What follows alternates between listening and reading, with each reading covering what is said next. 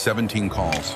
She called him 17 times while she was bleeding to death on her kitchen floor. 17 times his phone lit up with her name. And 17 times he watched it ring. Aren't you going to and answer did your nothing, wife, darling? because he was in bed with another woman. 8 years later, at a charity gala in Manhattan, surrounded by 300 of New York's most powerful people, billionaire CEO Brandon Cole looked across Despite the the room resources and saw a arrayed 7-year-old against boy, me, a the boy facts with messy remain dark unchanged. hair, a serious We demand expression, justice. and gray eyes. The Ms. Cole, how exact do you same respond to gray the eyes charges? that had belonged to the Cole Did you family act for alone? 4 generations. His eyes. What about the missing his funds? son, the son he never knew existed, the son whose mother he left to be.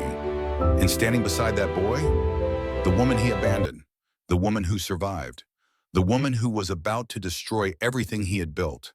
But here's what Brandon didn't know. His wife Miranda had been watching. And Miranda Cole doesn't just protect her territory. She buries anyone who threatens it. What happens next will shock you, betray you, break your heart, and then put it back together again. This is the story of a mother who had nothing but the truth, fighting against a woman who had everything but a soul. Stay with me until the end. Trust me, you're not ready for what's coming. The grand ballroom of the Pierre Hotel glowed like a palace frozen in amber light. Crystal chandeliers, each one worth more than most people earned in a year, scattered prismatic rainbows across designer gowns and tailored tuxedos. The air hung thick with expensive perfume, the kind that came in bottles shaped like art pieces, mixed with the subtle musk of ambition that seemed to seep from every pore of Manhattan's elite. 300 of New York's most powerful people had gathered for the annual Children's Literacy Gala, though precious few of them had actually read a book in the past year. They were here to be seen, to network, to write checks large enough to earn their names in bronze plaques, while photographers from society pages captured their practiced smiles. Brandon Cole stood on the curved marble staircase, accepting applause that washed over him like warm water. At 38 years old, he had achieved everything his family had ever wanted for him, and more. CEO of Cole Capital, a private equity firm valued at $2.3 billion. His face had graced the covers of Forbes and Bloomberg Businessweek. His handshake could make or break careers. His signature could move markets. He had a sharp jawline that photographers loved, the kind that looked carved from stone in black and white portraits. His gray eyes, a genetic marker of the Cole family going back 4 generations, held the cold calculation of a man who had learned early that sentiment was weakness, and weakness was death in the world of high finance. He was the kind of handsome that women warned each other about in bathroom whispers, the kind that promised everything and delivered nothing but heartbreak. His wife Miranda stood beside him, a vision in ice blue Valentino that clung to her slender frame like a second skin. Her platinum blonde hair was pulled into a severe chignon that accentuated her razor-sharp cheekbones. A 12-carat diamond hung from her neck, catching the chandelier light and throwing it back in dazzling fragments. She surveyed the room with the vigilance of a hawk watching a field of mice, her smile perfect, her posture impeccable, her eyes missing nothing. Miranda Cole had spent 8 years building this empire, this image, this life. She had taken a promising but directionless junior analyst and transformed him into the man standing beside her now. She had managed his career, curated his friendships, orchestrated his rise to power with the precision of a master puppeteer. And she had buried anyone who threatened to expose the foundation of lies upon which their golden life was built. Brandon raised his champagne glass, the crystal catching the light, as 300 pairs of eyes turned toward him expectantly. To the children who deserve every opportunity we can give them. The crowd applauded with the enthusiasm of people who had already mentally calculated their tax deductions. Cameras flashed. Society bloggers tapped furiously at their phones, composing captions for tomorrow's posts. Another perfect night for Manhattan's golden couple. But perfection, like champagne, goes flat the moment you stop paying attention. In a side gallery tucked away from the main ballroom, a children's art corner had been set up for the event. It was a charitable afterthought, really, a way to justify the gala's supposed purpose while the adults networked and drank and pretended to care about literacy rates in underserved communities. Little tables covered in butcher paper lined the walls. Cups of poster paint in primary colors sat within easy reach of small hands. A dozen children in their Sunday best created masterpieces while their nannies scrolled through Instagram nearby. A 7-year-old boy named Lucas sat at the corner table, painting a blue sailboat with the intense concentration of a child who had learned early that the world inside his head was often more interesting than the world outside it. He had messy dark hair that refused to stay combed no matter how many times his mother ran her fingers through it before they left the apartment. A serious expression that made strangers comment on how mature he seemed for his age. And gray eyes that caught the light like polished steel, eyes that held a depth unusual in one so young. Lucas dipped his brush in the blue paint, carefully adding waves beneath his sailboat. He was thinking about the ocean, though he had only seen it once, on a day trip to Coney Island when he was 5. His mother had held his hand as they walked along the beach, and he had asked her why the water went on forever. She had smiled that sad smile she sometimes got when she thought he wasn't looking, and told him that some things were too big to have endings. A roaming spotlight, part of the evening's theatrical lighting design, swept across the ballroom in a lazy arc. For one brief second, it passed through the gallery doorway and illuminated Lucas's face. Brandon Cole froze mid-toast. His champagne glass slipped from suddenly nerveless fingers. Golden liquid splashed down the sleeve of his $4,000 Tom Ford suit, but he didn't notice. Couldn't notice, because every synapse in his brain had short-circuited at once, overwhelmed by a single devastating recognition. Those eyes. He knew those eyes. He saw them every morning in his bathroom mirror, staring back at him as he shaved. He had seen them in his father's face during boardroom battles and in his grandfather's face in oil portraits that hung in the family estate. Those gray eyes were the Cole family signature, as distinctive as a fingerprint, as unmistakable as a brand burned into flesh. His gaze followed the boy to a woman kneeling beside him, gently wiping paint from his small fingers with a damp paper towel. Dark chestnut hair twisted into a simple knot at the nape of her neck. A modest black dress that somehow looked more elegant than all the designer gowns in the room, though Brandon knew without asking that she had probably altered it herself from a thrift store find. No jewelry except a thin silver chain at her throat, a piece so delicate it was almost invisible. Elena Marshall. The name exploded in his mind like a bomb detonating in a sealed room. Elena, the woman he had loved and destroyed 8 years ago. The woman whose face he had trained himself to forget, whose memory he had buried beneath layers of ambition and denial, in the careful construction of a life that left no room for regret. Brandon hadn't seen her in 8 years, not since the night he had made the choice that should have ended her, not since the night his phone had lit up with her name, again and again and again, while he lay in another woman's bed and watched each call come through and did nothing. The memory hit him like a physical blow, stealing the breath from his lungs. A stormy October night.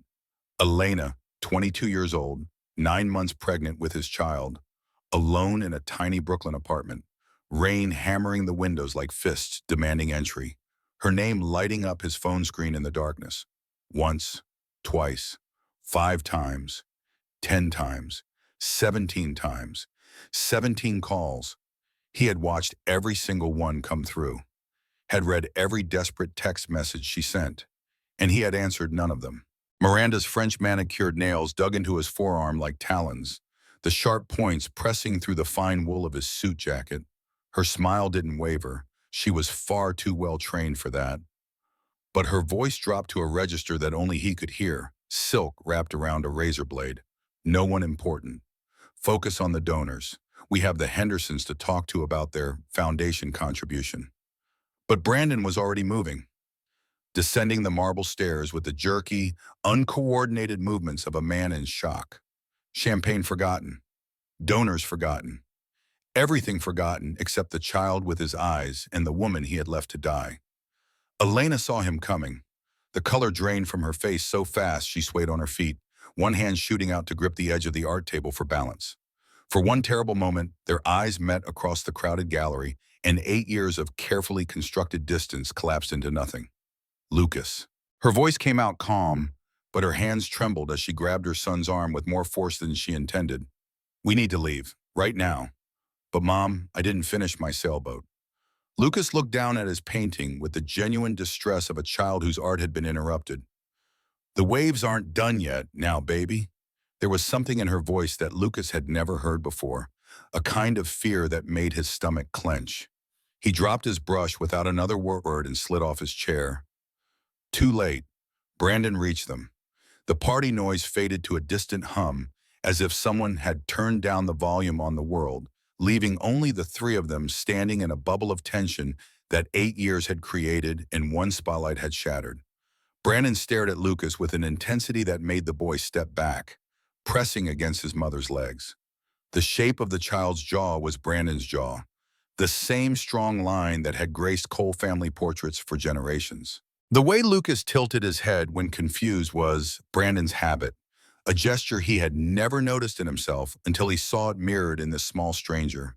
And those gray eyes, those unmistakable Cole family eyes, stared back at him with a mixture of confusion and wariness. Elena. His voice cracked on her name like ice breaking on a frozen river. A name he hadn't spoken aloud in 8 years.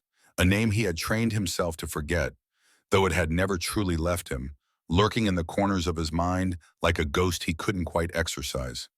Elena's composure, so carefully maintained, shattered for one moment. Just one. Something raw and wounded flashed across her face, a glimpse of the girl she had been before he destroyed her. Then it was gone, replaced by something harder than steel, something that had been forged in the fire of abandonment and tempered by 8 years of survival. Don't. The single word was quiet, controlled, and utterly devastating. Is he? Brandon's voice came out strangled, barely above a whisper. Is he mine? The question hung in the air between them like smoke from a fire that should have burned out long ago, but had never truly been extinguished. You don't get to ask me that question. Elena's voice dropped to a whisper so cold it burned, each word precise and deliberate, designed to wound. Elena, please, I need to know. You lost the right to ask me anything 8 years ago. Her eyes locked onto his, and in them he saw something that made him want to look away, but couldn't.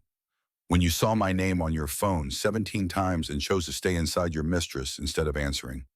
Brandon flinched as if she had slapped him. The words hit harder than any physical blow could have, because they were true. Every single one of them was true, and there was no defense he could offer. No excuse that would make them less damning. I didn't know you were dying? Elena cut him off, her voice rising just enough to draw glances from nearby guests before she brought it back under control. Bleeding out on my kitchen floor while you were too busy with Miranda to pick up your phone? The words hung in the air between them, sharp as broken glass, impossible to take back or smooth over or explain away. Elena grabbed Lucas's hand, her grip firm but gentle, the grip of a mother who had learned to protect her child from every threat the world could throw at them. She walked away, didn't run, didn't hurry, just walked, spine straight, head high, with the dignity of a woman who had already survived the worst thing that could happen to her and knew that nothing this man could do would ever hurt her that badly again. Lucas looked back once, his gray eyes wide with confusion, trying to understand why his mother was squeezing his hand so tight and why that strange man was staring at them like he had seen a ghost. But his mother's grip was firm, and she didn't stop, and soon they had disappeared through the crowd toward the exit. Miranda appeared at Brandon's elbow like a shark that had scented blood in the water. Her smile remained perfect, a mask that revealed nothing of the calculations happening behind her ice-blue eyes. Darling, you're making a scene. People are starting to notice. Brandon didn't hear her. He was watching the space where Elena had been, his son's small hand clasped in hers, until the crowd swallowed them completely. His son. The words echoed in his skull like a bell tolling in an empty church. His son, a child he had never held, never taught to throw a ball, never read a bedtime story, never even known existed because he had been too much of a coward to answer the phone calls that might have told him. Why? The words tore out of him, raw and broken, stripped of all the polish and control he had spent years cultivating. Why does he have my eyes? Miranda's grip on his arm tightened to the point of pain, her manicured nails digging crescents into his flesh through the fine wool of his suit. Her voice remained honey smooth, but there was steel beneath it, and a warning that only he could hear. Because you were stupid once, but you won't be stupid again. She paused, letting the threat sink in, making sure he understood exactly what she was saying, and what she was capable of. Will you, darling? Brandon stood frozen on the marble stairs, surrounded by Manhattan's elite, his champagne soaking into his $4,000 sleeve, his perfect life cracking like ice under sudden weight. 8 years ago, he had made a choice. He had chosen Miranda, chosen money and power in the path of least resistance, chosen to ignore 17 desperate phone calls from a woman who loved him because answering them would have been hard and complicated and would have required him to be brave. Now that choice had a face: gray eyes, messy dark hair, a blue sailboat painted with the careful concentration of a child who had never known his father. And Brandon Cole, for the first time in his carefully constructed life, had absolutely no idea what to do. The building had no elevator. This was the first thing visitors noticed about Elena's apartment building in Washington Heights, usually while standing at the bottom of 5 flights of stairs, contemplating the climb ahead. The hallway smelled like someone else's cooking, a permanent aroma of garlic and sofrito, and something frying that had seeped into the walls over decades of family dinners and late-night snacks and lives lived in close quarters. The radiator clanked at 3 in the morning like a ghost trying to communicate through Morse code, a sound Lucas had grown so accustomed to that he couldn't sleep without it when they occasionally stayed elsewhere. But inside apartment 5C, Elena had made something beautiful. It was her gift, this ability to see potential where others saw only problems, to transform cast-offs and discards into objects of genuine worth. The couch she had found on the curb in Brooklyn Heights, its frame solid oak beneath water-stained upholstery. She had stripped it down, reupholstered it in deep navy fabric she had bought at a remnant sale, and now it was the centerpiece of her small living room. The coffee table had been a door once, salvaged from a brownstone renovation, now sanded and stained and mounted on hairpin legs she had ordered from a metalworker in Queens. Plants covered every windowsill, thriving in the southern exposure despite the city pollution, nursed back from the clearance rack at the hardware store where they had been marked for death. Spider plants cascaded from macrame hangers she had made herself, following YouTube tutorials late at night when Lucas was asleep. Pothos vines climbed the bookshelf she had assembled from concrete blocks and reclaimed wood, their green leaves bright against the spines of secondhand paperbacks. Lucas's artwork covered every inch of the refrigerator, a gallery of stick figures and wobbly houses and bright yellow suns that documented his artistic evolution from toddler scribbles to increasingly recognizable representations of the world around him. Each piece was held in place by magnets Elena had collected from every museum gift shop they had ever visited, tiny reproductions of masterpieces that cost $1 each and brought her more joy than any expensive art could have. It was small. It was cramped.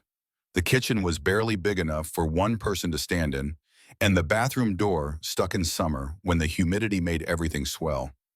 But it was home, and Elena had learned that home was less about square footage and more about what you built within the space you had. Elena sat on the fire escape after Lucas finally fell asleep, her legs dangling over the rusted metal grating that groaned slightly under her weight. Below, the city hummed with its eternal soundtrack. Taxi horns blared in staccato bursts.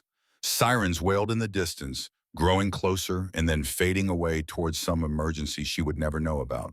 The rumble of the subway vibrated up through the bedrock, felt more than heard. 8 million people living their lives within a few miles of where she sat, each one carrying their own burdens, their own secrets, their own stories of love and loss and survival.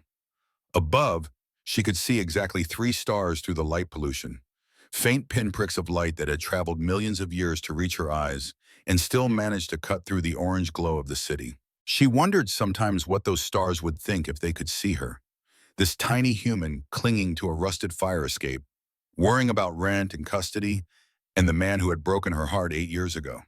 She pulled a crumpled pack of cigarettes from behind a loose brick, her secret emergency stash that Lucas didn't know about and that she only touched on nights like this, when the weight of everything became too heavy to carry without some kind of relief. She lit one with shaking hands, the flame from the cheap plastic lighter dancing in the slight breeze. Inhaled, exhaled. Watched the smoke curl up toward those 3 dim stars. Her phone buzzed against her thigh. Unknown number. She looked at the screen, knowing already who it was, feeling the familiar clench of her stomach that his name, even represented only by an unknown number, still produced after all these years. The text message read, "We need to talk. Please. I'm begging you, Brandon." Elena blocked the number without responding. It was the third number she had blocked since the gala. He would find another way to reach her, she knew. Men like Brandon always did. But she would keep blocking him, keep refusing to engage, keep protecting the life she had built from the man who had almost ended it. She lit another cigarette from the dying ember of the first. She used to dream about this, in those early years, when Lucas was a baby and she was working double shifts just to keep the lights on. She used to lie awake at night and imagine Brandon finding out about his son. He would show up on her doorstep, she imagined, looking devastated and remorseful. He would fall to his knees and beg for forgiveness. He would tell her it was all a mistake, that he had been young and scared and stupid, but he loved her. He had always loved her, and they could be a family now. She had been 22 years old and naive enough to believe in fairy tales. Naive enough to think that love conquered everything, even betrayal, even abandonment, even the kind of cowardice that let a woman bleed to death alone while the father of her child lay in another woman's bed. Then she had spent 3 days in a coma while doctors fought to stop her from bleeding to death. She woke up alone in a hospital room that smelled of antiseptic and despair. No flowers on the bedside table, no cards, no visitors waiting anxiously for her to open her eyes. Just the beep of machines and the distant sound of other people's loved ones walking the halls. No Brandon, no explanation, no acknowledgement that she existed at all. That was when she stopped dreaming. That was when she started surviving.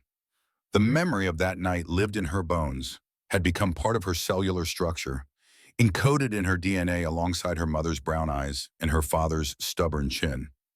8 years hadn't dulled it. Nothing could dull it. The trauma had become part of who she was, shaping every decision she made, every relationship she entered, every wall she built to protect herself and her son from ever being that vulnerable again. October 15th, the date was burned into her memory like a brand.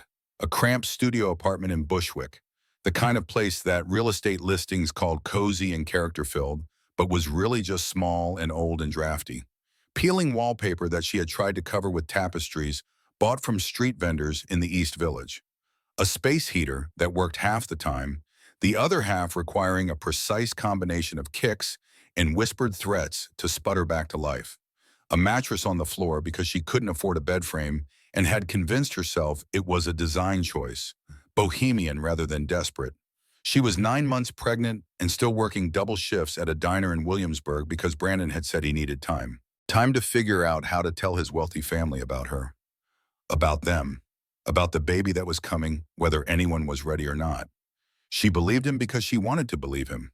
Because she was young and in love and had never encountered the particular cruelty of a man who would promise you forever while planning his escape.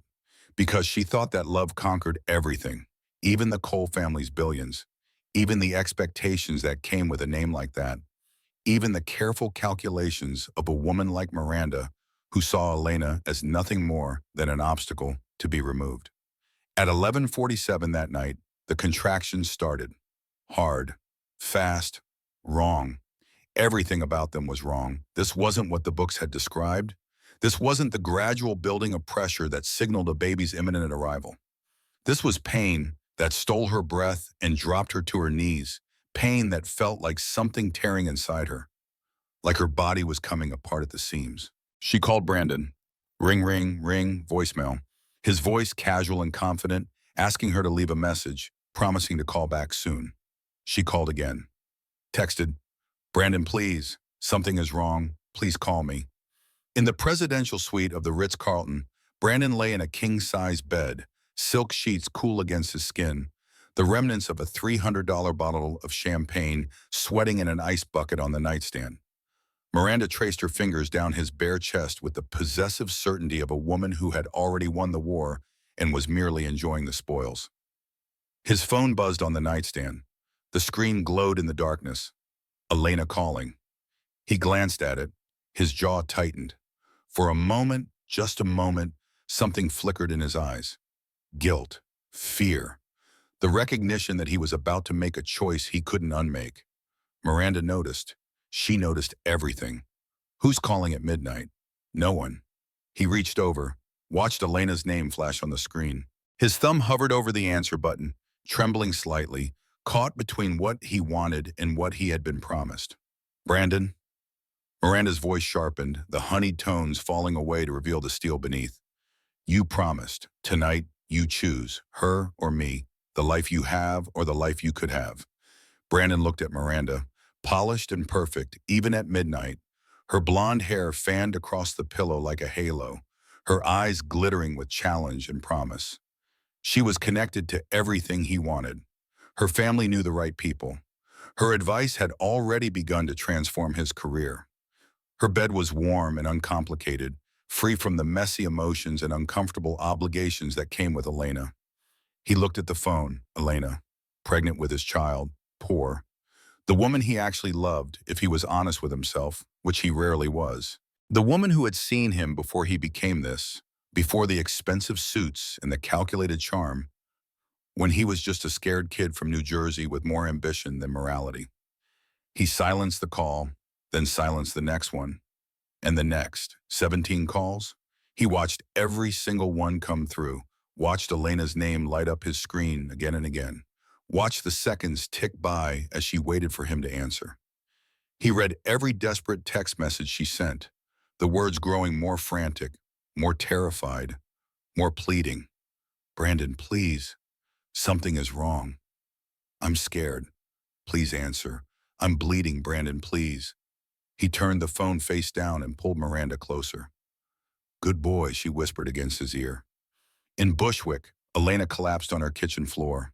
Blood pooled beneath her, spreading across the cracked linoleum in an ever-widening circle, soaking into the grout, seeping toward the mattress where she had imagined laying her newborn baby. Her phone was still clutched in her hand, still trying to call, still believing that he would answer, still holding on to a faith that had already been betrayed. The pain was unlike anything she had ever experienced. It felt like dying because it was. She was hemorrhaging, her life leaking out of her with each heartbeat, and somewhere inside her, a baby was fighting to be born into a world that had already tried to kill him.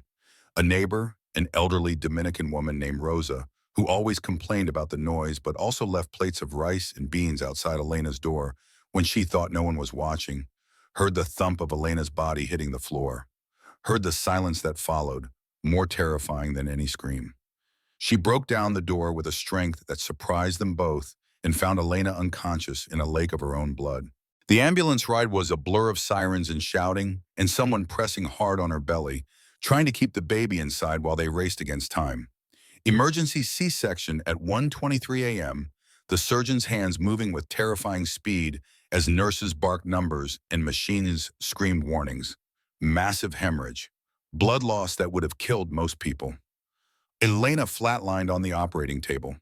Once, while they were still trying to get the baby out, her heart stopping like a clock running down. Twice after Lucas had been pulled from her body and whisked away to the NICU, her heart giving up the fight it had been losing all night.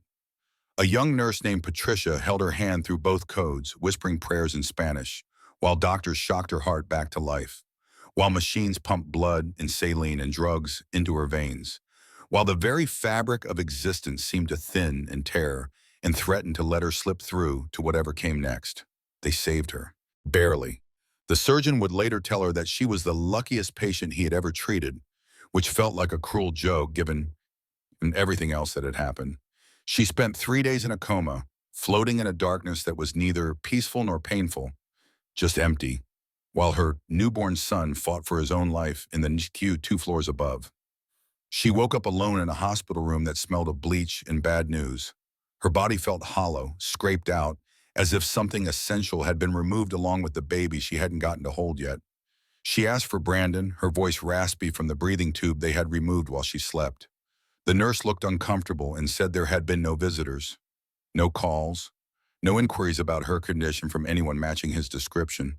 No Brandon, no flowers, no proof that anyone in the world remembered she existed. 1 week later, still weak, still bleeding, still struggling to process the trauma that had nearly killed her, Elena called Brandon one final time from the hospital. He answered on the 3rd ring. Elena, his voice was cold, distant, A stranger's voice, stripped of any warmth or recognition. I can't see you anymore. Brandon, I had the baby, our son. He's in the NICU. I almost died. I know. 2 words, I know. Not, I'm sorry, not, are you okay?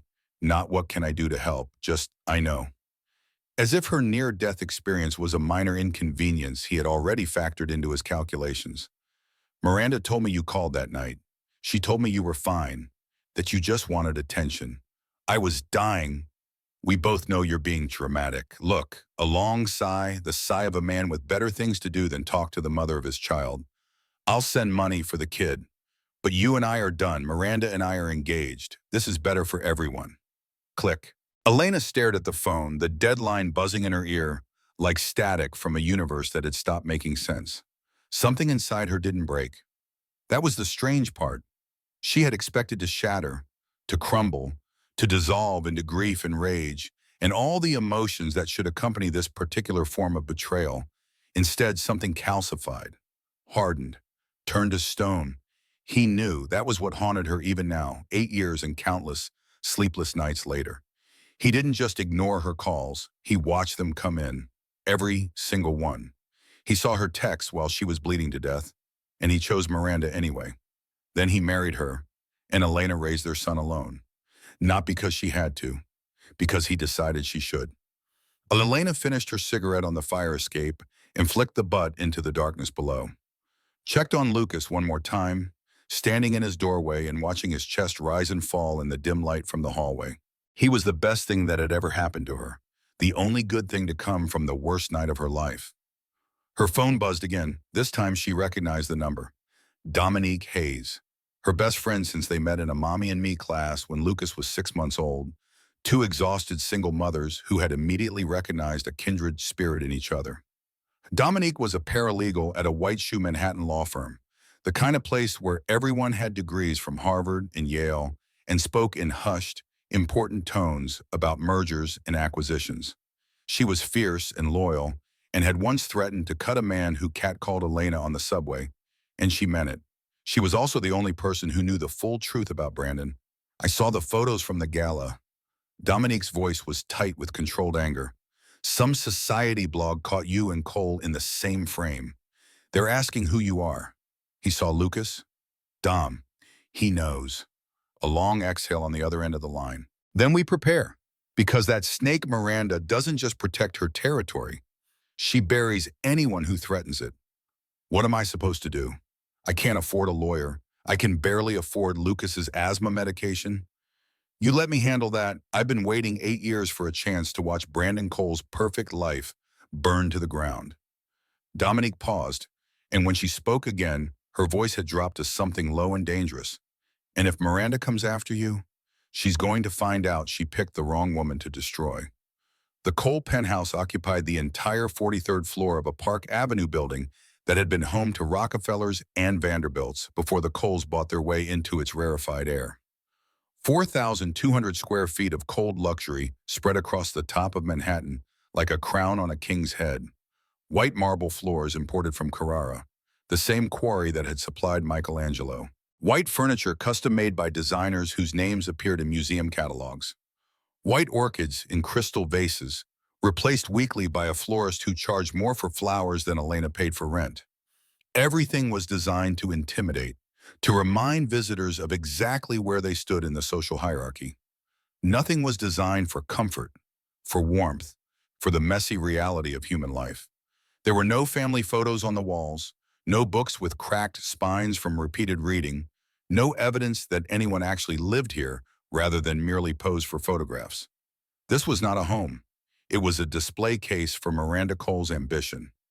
Miranda stood at the floor-to-ceiling windows, watching the city lights glitter 40 floors below like a carpet of jewels spread at her feet. She had grown up poor, though few people knew that now, in a trailer park outside Tampa, where the summers were suffocating and the winters were filled with the kind of desperation that clings to skin like humidity.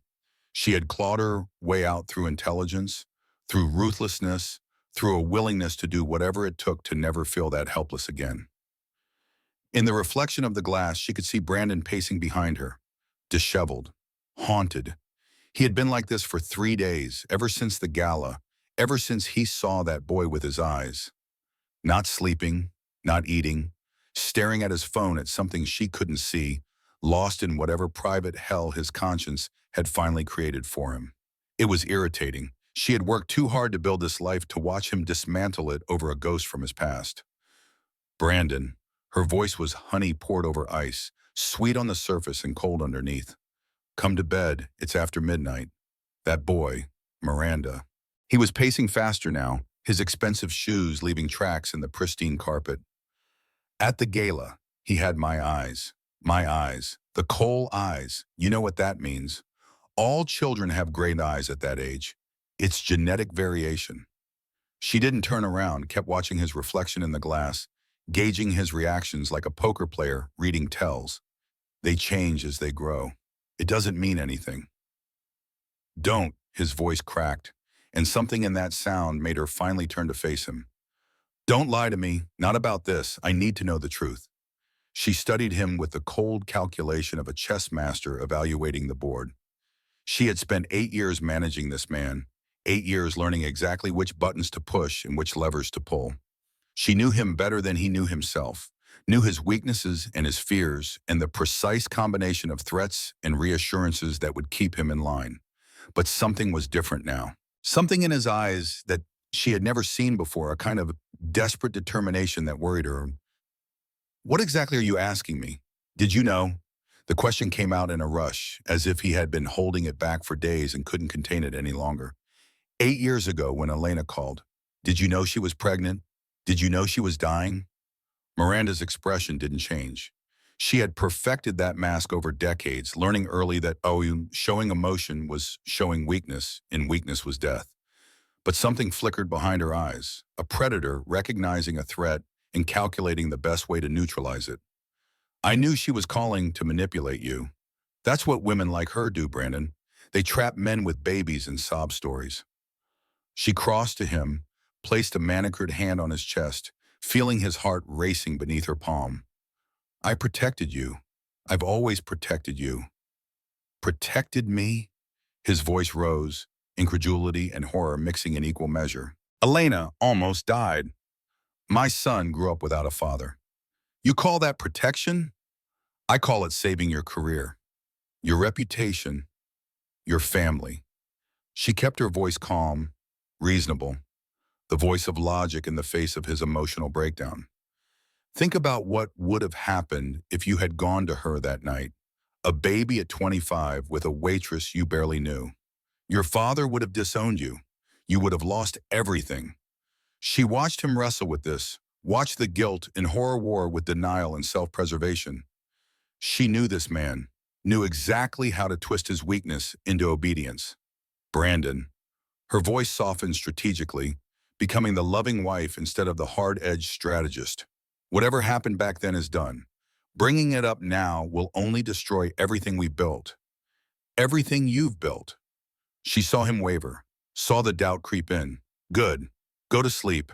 In the morning, this will all feel like a bad dream. Brandon nodded slowly, the fight draining out of him. He walked toward the bedroom like a man in a trance, and Miranda waited until she heard the shower running before she picked up her phone. I need a full file on a woman named Elena Marshall. She kept her voice low, professional, giving instructions to the private investigator she kept on retainer for situations exactly like this. Address, employer, finances, weaknesses, everything. A pause, and find out everything about the boy. 3 days later, Miranda sat at her glass-topped desk with a manila folder thick enough to satisfy a novelist. Her investigator had been thorough. As always, Elena's modest apartment in Washington Heights, her struggling interior design business, barely breaking even despite talent that even Miranda had to grudgingly acknowledge.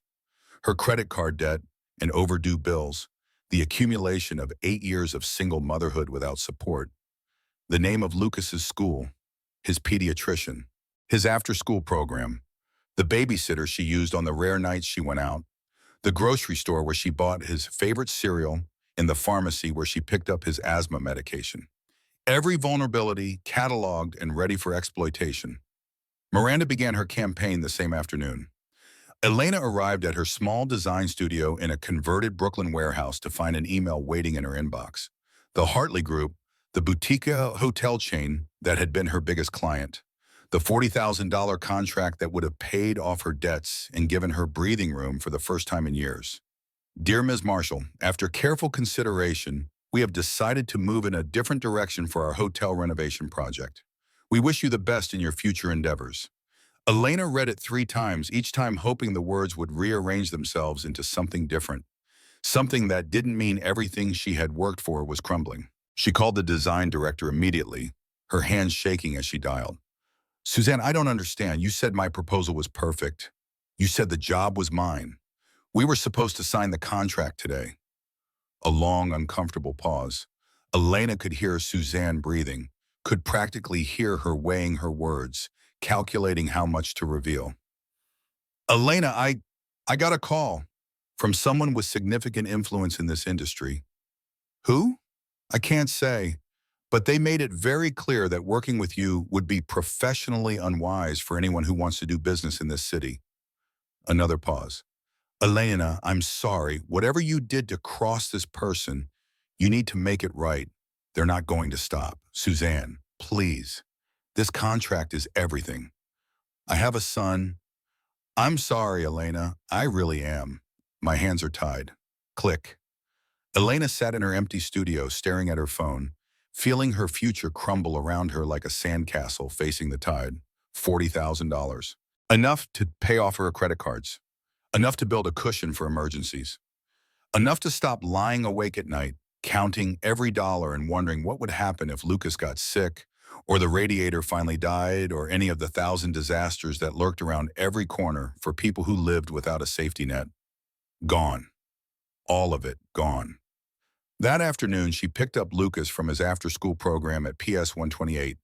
He ran toward her, clutching a crayon drawing, a house with a tree, and 2 stick figures holding hands, one tall and one small. Mom, I made this for you. His face was bright with that particular joy of a child who has created something and wants to share it with the person they love most. She crouched down, hugging him tight, breathing in the smell of playground and Crayola markers and the particular sweetness of childhood. For one moment, nothing else mattered. Not the lost contract. Not the emails from other clients that were surely waiting in her inbox. More cancellations, more vague excuses. Not Miranda Cole and whatever war she was waging.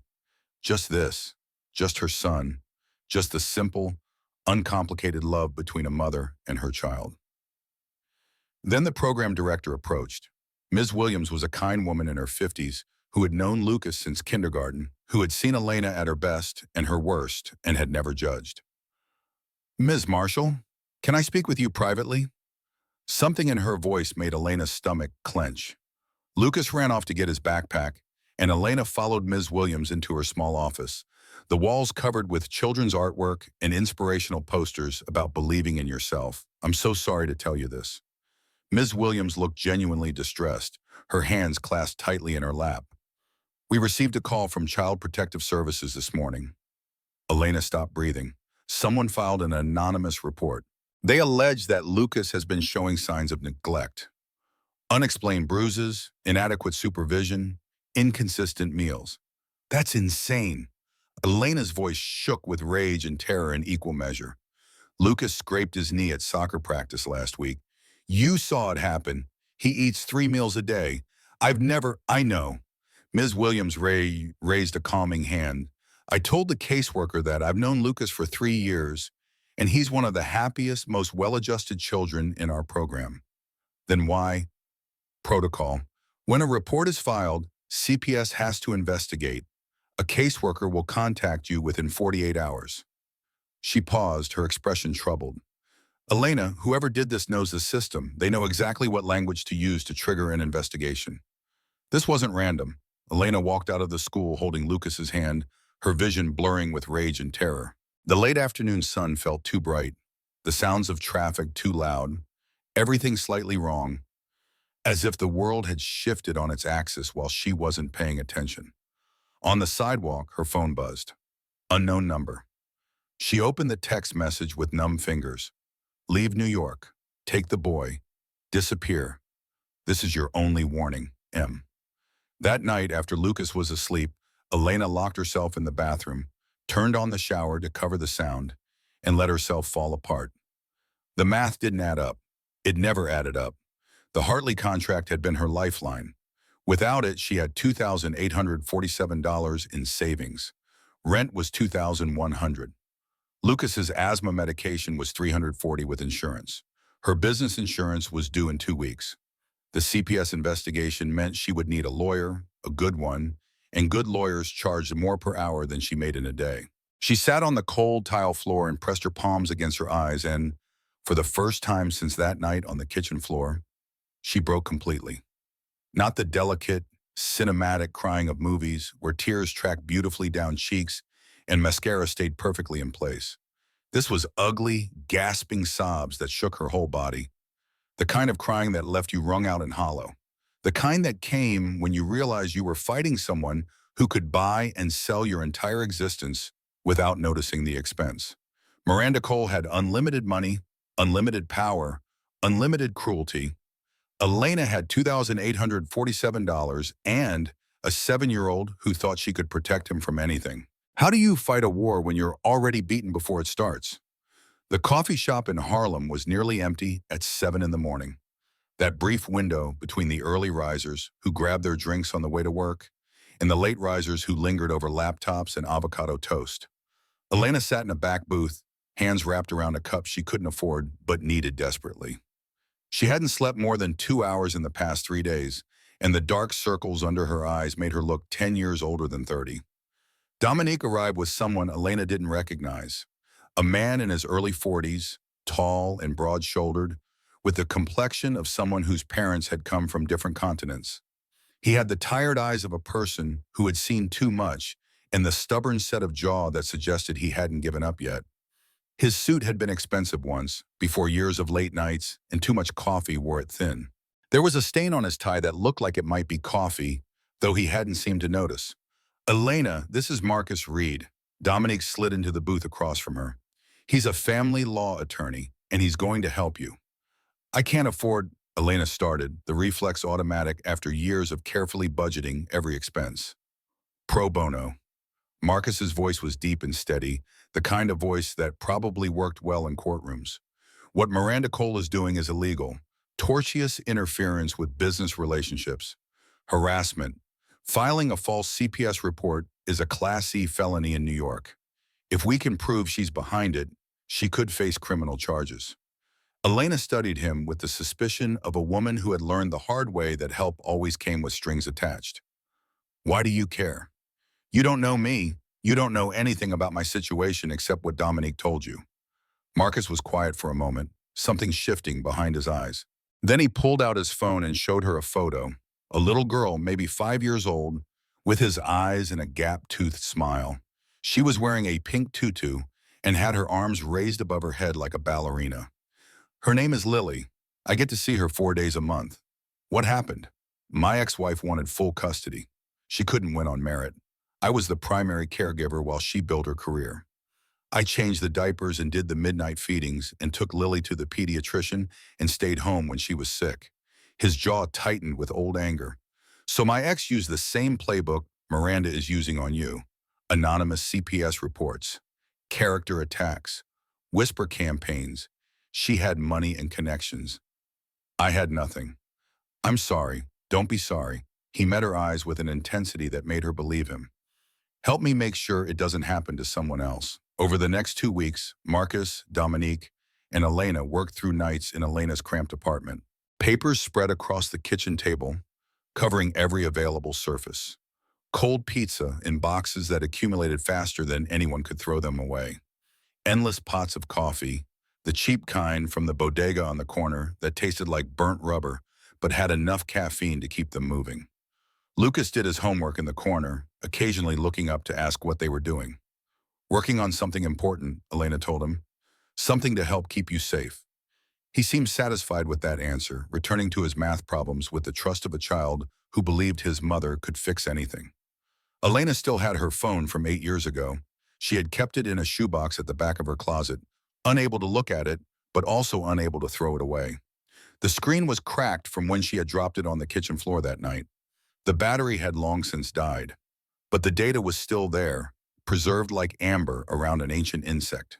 Marcus took it to a tech specialist who charged him a favor instead of money. 3 days later, they had everything.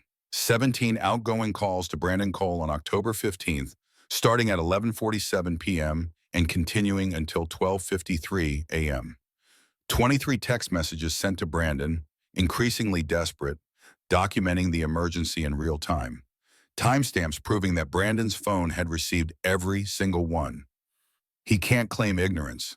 Marcus's voice was grim as he spread the printouts across the table. This proves he knew you were in distress and chose not to respond. Any decent judge will see these records and understand exactly what kind of man we're dealing with.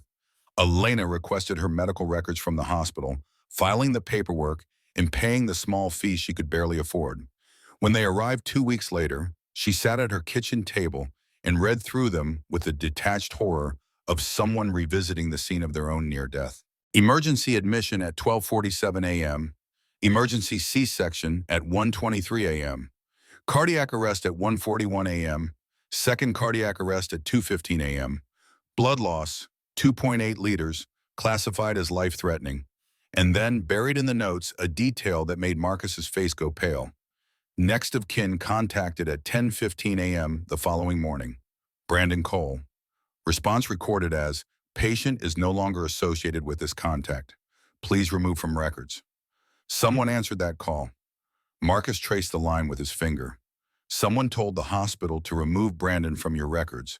Someone wanted to make sure he never found out what happened to you. Miranda. Elena's voice was flat, the name tasting like poison. She answered his phone that morning. She told them I was no longer associated with Brandon. She made sure he could claim ignorance if he ever bothered to ask. We need to prove that. We need to establish a pattern of behavior. If we can show that Miranda has done this before, that she has a history of destroying people who get in her way, we have a much stronger case. Dominique dug into Miranda's past with the tenacity of a bloodhound. She knew how to navigate legal databases, knew which public records were available and how to request them, knew the tricks that paralegals learned after years of doing the actual work that lawyers took credit for. She found something. Carolyn Winters, former VP of Marketing at Cole Capital. Brilliant, ambitious, one of the few women to break through the glass ceiling in the male-dominated world of private equity. 3 years earlier, Caroline had filed a wrongful termination suit against the company. She claimed Miranda had fabricated performance issues and orchestrated her firing after Brandon started listening to Caroline's advice more than Miranda's. The suit was settled confidentially, buried under layers of non-disclosure agreements and legal threats. Dominique found Caroline through LinkedIn, then through a friend of a friend, then through a carefully worded message that promised discretion and the chance for justice. They met at a coffee shop downtown. Caroline kept looking over her shoulder the whole time, as if she expected Miranda to materialize behind her at any moment. Miranda destroyed my career because Brandon listened to me more than her in meetings. Carolyn's hands shook as she lifted her cup, sloshing coffee onto the saucer. She didn't just fire me, she made sure I couldn't work anywhere in finance again. I had recruiters calling to set up interviews, and then suddenly nothing. Radio silence. It was like I had become invisible. Would you testify? Elena asked. If we can prove what she did to you, what she's doing to me, we might be able to stop her. Carolyn hesitated. You don't know what she's capable of. I do. I've seen it up close. She doesn't just beat you. She erases you. I'm starting to understand. A long pause. Carolyn stared into her coffee, watching the reflection of the overhead lights ripple on its surface. Then she looked up, and something had hardened in her eyes. If you can prove what she did to you, I'll testify. Someone has to stop her. 3 weeks after the gala, Elena received a call from the CPS caseworker assigned to her case. She sat on the fire escape to take it, not wanting Lucas to overhear, her heart pounding so hard she could feel it in her throat.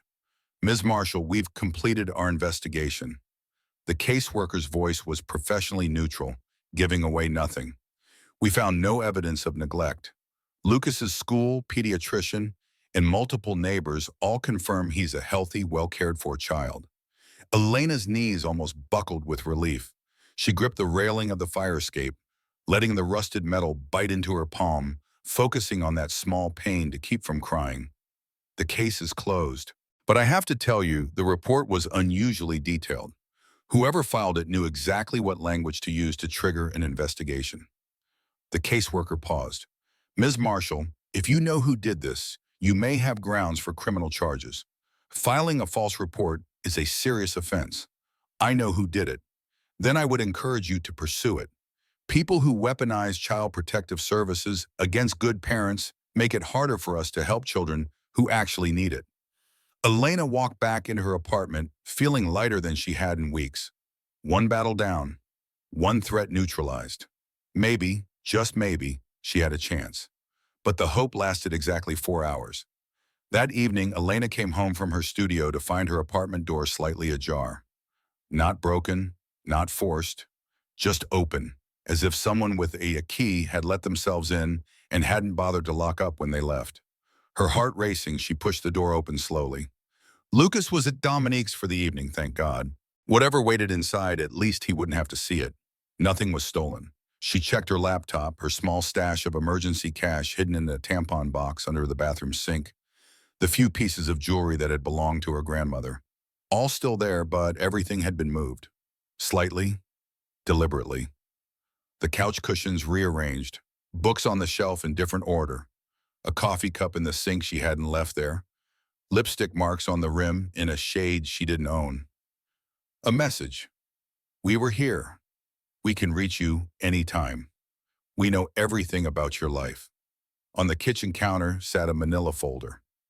Elena opened it with hands that refused to stop shaking. Inside were photographs. Her and Marcus leaving his apartment late at night, when they had been working on her case until 3 in the morning. His hand on her shoulder as he walked her to a taxi, her laughing at something he had said to try to lighten the mood. All innocent, all framed to look intimate, and beneath the photos, petition for emergency custody, filed by Brandon Cole, claiming Elena was an unfit mother engaged in an unstable relationship with a man currently embroiled in his own contentious custody battle. The petition requested immediate transfer of custody to Brandon Cole, with supervised visitation for Elena, pending psychological evaluation. At the bottom, a signature that looked like Brandon's, or close enough to fool a casual observer. Elena called him immediately, her fingers jabbing at the phone screen with barely controlled fury. "Did you do this?" Her voice was barely above a whisper, but the rage in it was unmistakable. "Did you file for custody of my son?" "What?" Brandon sounded genuinely confused, or at least was doing a convincing impression of it. "No, I would never. I haven't signed anything. Your signature is on the petition, Brandon. That's impossible. I haven't signed." He stopped, a long silence. Then quietly, with the dawning horror of a man realizing the depth of his own betrayal, "Miranda has power of attorney for certain documents. She must have used it to forged your signature to steal my child." Another silence. When Brandon spoke again, his voice was hollow, drained of the confidence and authority she remembered from the gala. "I'll withdraw it. I'll call my lawyer right now. I'll fix this."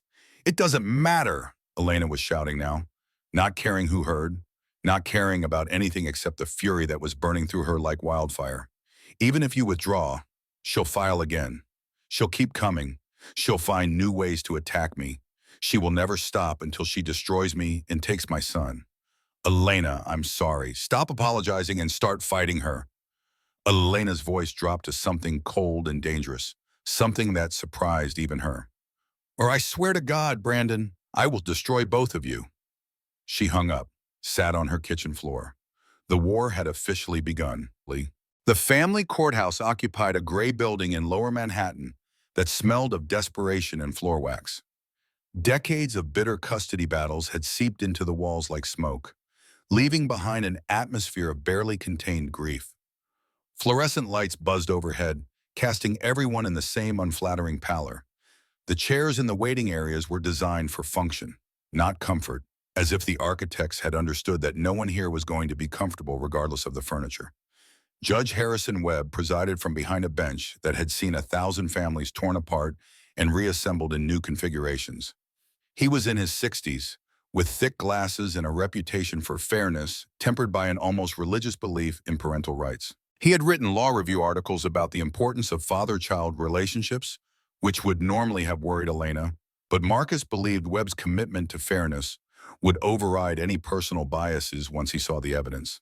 Elena sat at one table with Marcus, wearing the best dress she owned, a $34 fine from Target that she had carefully ironed that morning. Her hands were folded in her lap to hide their trembling. She had applied makeup for the first time in weeks, trying to cover the dark circles under her eyes, trying to look like a competent mother instead of a woman who had been sleeping 2 hours a night for the past month. At the other table sat Miranda's legal team. 3 senior partners from Whitfield and Associates, one of Manhattan's most expensive family law firms. Their suits probably cost more than Elena made in a month. Their briefcases were matching leather, monogrammed with gold initials. Their combined hourly rate was $2,400, a number Marcus had mentioned with a mixture of disgust and grudging respect. Brandon was absent. He had claimed illness, a sudden onset of flu, that conveniently prevented him from having to sit in the same room as both the women he had betrayed, too cowardly to face either of them. Miranda sat in the gallery, watching the proceedings with the calm patience of a spider at the center of its web. Perfect posture, perfect hair, perfect smile. She looked like a concerned stepmother, not the predator who had nearly killed Elena 8 years ago and was now trying to take her child. The hearing proceeded with the grinding slowness of legal procedure. Miranda's lawyers presented their case with smooth professionalism, painting Elena as unstable, financially irresponsible, romantically reckless. They cited her unstable income, the feast or famine nature of freelance design work. They mentioned her unsuitable living conditions, the modest apartment that lacked a dedicated bedroom for Lucas. They brought up the CPS investigation, carefully omitting that it had found nothing wrong. And they showed the photographs. Elena and Marcus leaving his apartment late at night, Elena laughing at something he said, Elena accepting a comforting hand on her shoulder. Ms. Marshall appears to be involved in an inappropriate relationship with her own attorney. The lead lawyer's voice dripped with practiced concern. A man, we might add, who is currently embroiled in his own contentious custody dispute. This speaks to a pattern of poor judgment that raises serious questions about her fitness as a parent. Marcus fought back. He was good, passionate without being emotional, precise in his objections, prepared with counter-arguments for every attack. But he was one lawyer against 3. One man with a rumpled suit and coffee-stained tie against a team that charged more per hour than he made in a day. And in family court, the appearance of resources often mattered as much as the truth. Judge Webb removed his glasses, rubbed the bridge of his nose, sighed the sigh of a man who had seen too many cases like this one. This court takes allegations of unfitness seriously. However, I must say that the evidence presented by Mr. Cole's representatives is largely circumstantial. Elena exhaled. Hope flickered in her chest like a candle flame in a drafty room. Nevertheless, the hope died.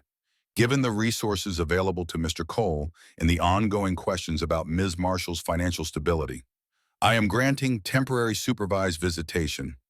Mr. Cole may see the child for 4 hours each Saturday, supervised by a court-appointed monitor. Marcus rose. Your Honor, I must object. There's no evidence that my client has done anything. I'm not finished. Judge Webb's voice was firm, cutting Marcus off mid-sentence. Ms. Marshall, you will retain primary custody, but I am ordering a full custody evaluation by a court-appointed psychologist. Until that evaluation is complete, these arrangements stand. The gavel fell. Elena sat frozen, the sound of that gavel echoing in her ears like a death knell. Supervised visitation. Her son, the child she had raised alone for 7 years, would be forced to spend 4 hours every week with a stranger who happened to share his DNA. A stranger who had abandoned them both before Lucas was even born. And a psychological evaluation. Someone would pick apart her life, her mind, her fitness as a mother. They would analyze every decision she had made, every struggle she had faced, every moment of weakness she had ever shown. Miranda's smile from the gallery was small and satisfied. The smile of a predator that knows its prey is wounded. The first supervised visit took place at a family visitation center in Midtown. The building was aggressively neutral, designed to offend no one and comfort no one. Beige walls, fluorescent lights that flickered occasionally. plastic chairs bolted to the floor. The room looked like a dentist's waiting room designed by someone who had never experienced joy and wanted to make sure no one else did either. Lucas clung to Elena's hand with both of his small fingers gripping so tight she could feel her knuckles pressing together. He was confused and scared, picking up on her tension even though she was trying desperately to hide it. "Mom, why do I have to go with him? I don't know him." His voice was small and certain, the voice of a child whose world was suddenly full of things he didn't understand. Elena crouched down so she could look him in the eye. She cupped his face in her hands, memorizing every feature, as if she might not see him for years instead of hours. "I know, baby. I know it's scary, but it's just for a little while, and I'll be right here when you come back. Right outside that door." "But why? Who is he? How do you explain to a 7-year-old that his father abandoned him before he was born? That the man waiting in the next room had never held him, never changed his diaper, never walked the floor with him at 3 in the morning when he had colic and wouldn't stop crying? That he had ignored 17 phone calls while Elena bled to death on a kitchen floor? He's someone who wants to meet you. That's all you need to know right now, but I don't want to meet him." Lucas's lower lip trembled. "I want to stay with you. You're my mom. You're my family." "I know, sweetheart. I'm so sorry." Brandon arrived 10 minutes late, looking awkward in a casual sweater that was probably meant to seem approachable, but just made him look like he was playing a part. He had clearly never spent time with children, didn't know how to pitch his voice or what to do with his hands. "Hey, buddy." His voice was too bright, too eager, the voice of a stranger trying too hard. I'm Brandon." Lucas pressed closer to Elena and didn't respond. The court monitor, a tired-looking woman named Denise, who had clearly seen too many situations just like this one, checked her clipboard and called out their names. "Mr. Cole? Ms. Marshall? It's time." Elena watched her son walk away with a stranger. The door closed behind them with a soft click that sounded like a cell door slamming shut. She sank into one of the plastic chairs and stared at the beige wall, unable to move, unable to think, barely able to breathe. 4 hours. She would sit in this hallway for 4 hours, unable to see her son, unable to protect him, unable to do anything but wait and wonder and pray that he was okay. When Lucas returned, he was quiet, withdrawn. He wouldn't meet Elena's eyes, wouldn't respond to her questions about what they had done or talked about. In the car, she tried again. "How was it, baby?" Silence. "Lucas, talk to me." Finally, in a voice so small she had to strain to hear it. The lady was there. Elena's blood turned to ice in her veins. "What lady?" "The blonde lady. She came at the end when the supervisor lady went to get a phone call. She told me I could live in a big house with lots of toys if I wanted. She said she could be my new mom." Miranda. Miranda had been at the supervised visit. Miranda had approached her son. Miranda had tried to turn him against her. Elena's grip tightened on the steering wheel until her knuckles went white and her hands ached. "What else did she say?" "She said..." Lucas's voice trembled, tears starting to spill down his cheeks. "She said, you're too poor to take care of me right. She said I could have a better life with them. She said you were keeping me away from my real family." Elena pulled the car over, put it in park, took 3 deep breaths, trying to control the rage that was threatening to consume her. Then she turned to face her son. "Lucas, listen to me. That woman was lying. You have the best life. We have each other, and that's worth more than any big house or fancy toys. Do you understand me?" "But Mom..." More tears. "Am I making your life hard? Is it because of me that you have to work so much? Would you be happier if I wasn't..." "No, no, no, no." She pulled him into a hug, holding him so tight she could feel his heart beating against her chest. "You are the best thing that ever happened to me. Everything I do for you. Don't ever believe anything different. Not from her, not from anyone." She held her crying son in a parked car on the side of the road, and something inside her hardened into diamond. Miranda Cole had threatened her career, had filed false reports with Child Protective Services, had forged documents to try to take her son. But this was different. This was Miranda going directly at her child, trying to poison his mind, trying to make him doubt his mother's love. This was war, and Elena was done being the victim. The catastrophes came in rapid succession, like waves battering a ship that was already taking on water. The first blow arrived on a Monday evening in the form of a notice taped to Elena's apartment door. Notice of non-renewal, it read, in bold black letters on official-looking letterhead. The building had been sold. New owners. They were undertaking extensive renovations and would not be renewing any existing leases. All tenants must vacate within 60 days. Elena stared at the notice, reading the words again and again as if repetition might change their meaning. 60 days, 2 months. She had 2 months to find a new apartment in one of the most expensive rental markets in the country. She called her landlord, Mr. Petrov, an elderly Russian man who had owned the building for 30 years and had always been kind to her and Lucas. "I'm sorry, Elena." His voice carried the weight of genuine regret. The offer came out of nowhere. A development company. They paid cash. Over asking price, Ms. Petrov. "I've lived here for 5 years. Lucas goes to school 2 blocks away. We have a life here." I know. But the money," he sighed. "My wife needs surgery." We couldn't say no. Elena hung up and opened her laptop, beginning the grim search for apartments in Washington Heights. Studios started at $2,800. 1 bedrooms at $3,400. 2 bedrooms, what she needed, what Lucas needed for the stability that would look good in a custody evaluation. $4,200 and up. She had $1,947 in her checking account after paying the month's bills. Every landlord wanted first month, last month, security deposit. That was $12,600 for the cheapest 2-bedroom, assuming anyone would rent to her at all. They would want a credit check, and hers had taken a beating over the years of single motherhood. They would want employment verification, and her freelance design income was anything but steady. They would want proof of income 3 times the monthly rent, and she hadn't made that much in any of the past 6 months. She closed the laptop, stared at the wall, wondered how many ways a person could be defeated before they finally stopped getting back up. The second blow came that same evening. Marcus called, and something in his voice made Elena's stomach clench before he even spoke a word. "Elena, we need to talk." "What's wrong?" "Someone sent photos to my ex-wife. The same ones from the custody petition. You and me, she's using them to file for emergency modification of our custody agreement." Elena's heart sank.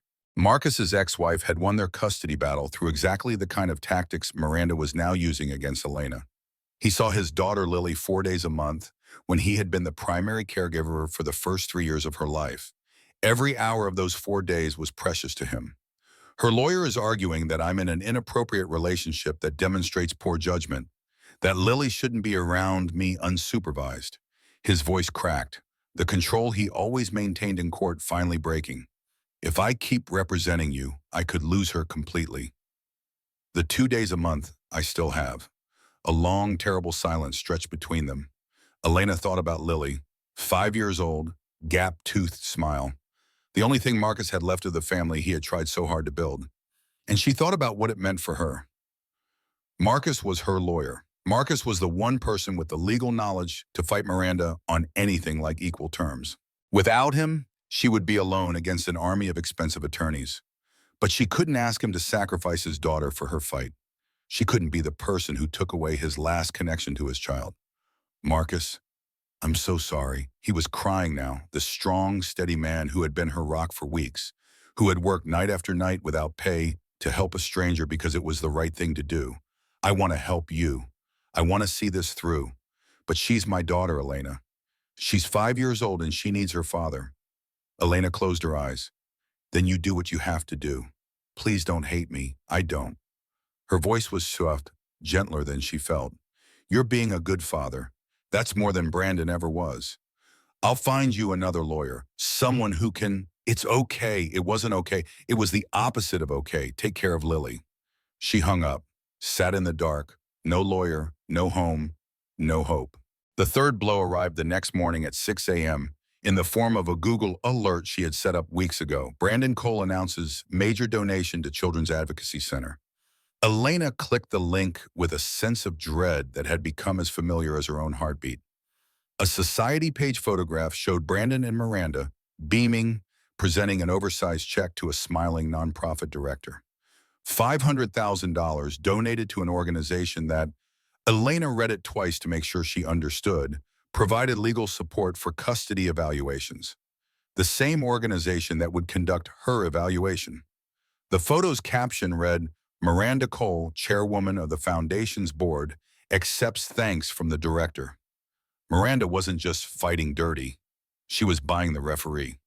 Elena read the article again, then again.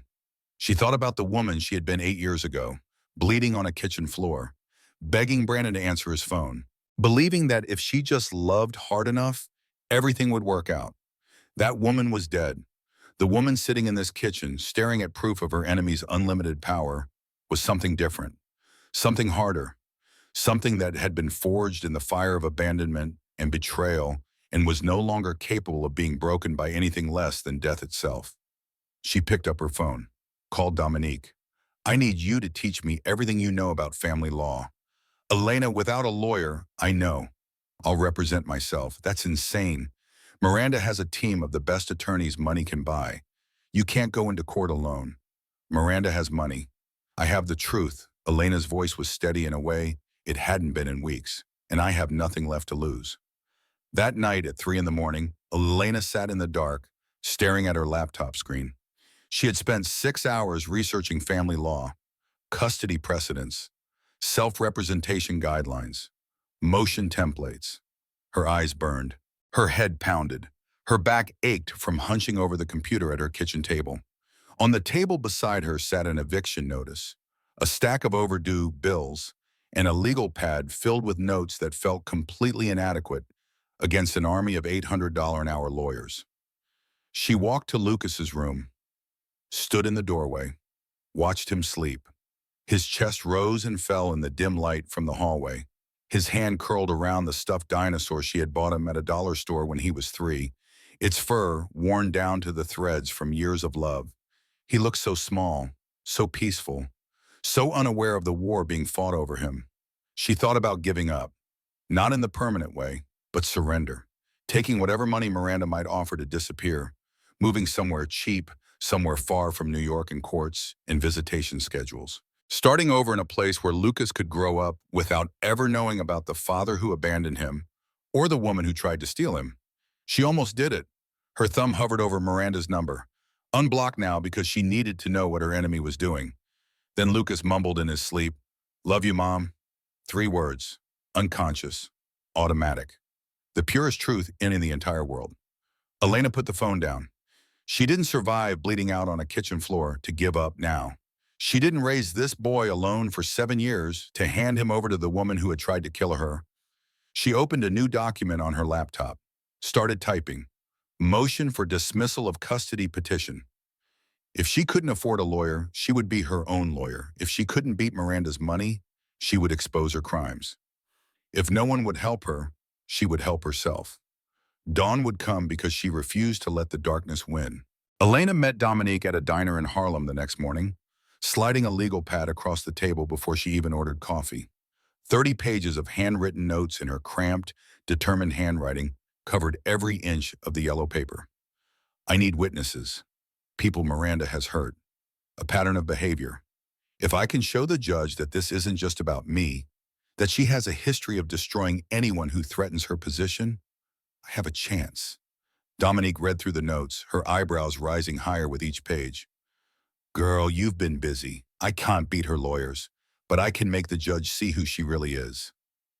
Elena's voice was steady, resolved in a way it hadn't been since the gala. Miranda has spent years building an image of herself as a philanthropist, a devoted wife, a pillar of the community. I'm going to tear that image down. Dominique was quiet for a moment. Then she pulled out her phone. I might know some people. The sisterhood began to form. Suzanne Hartley, the design director who had dropped Elena from the Hartley Group contract, agreed to meet at a coffee shop downtown.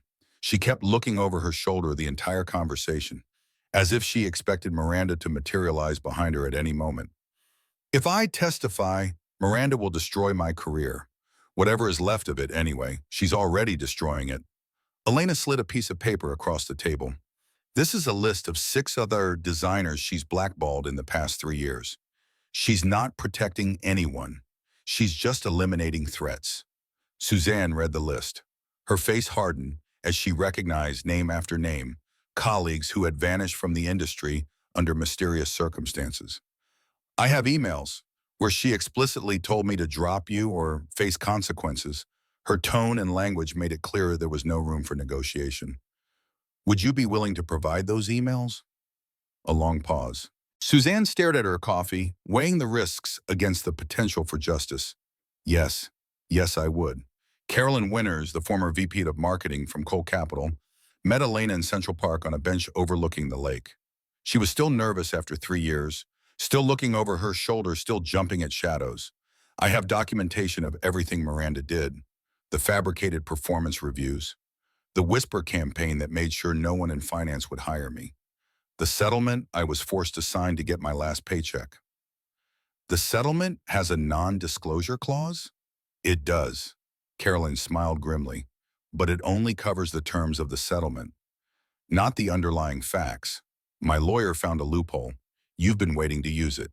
For 3 years, just waiting for the right opportunity, the right fight. She met Elena's eyes. Someone has to stop her.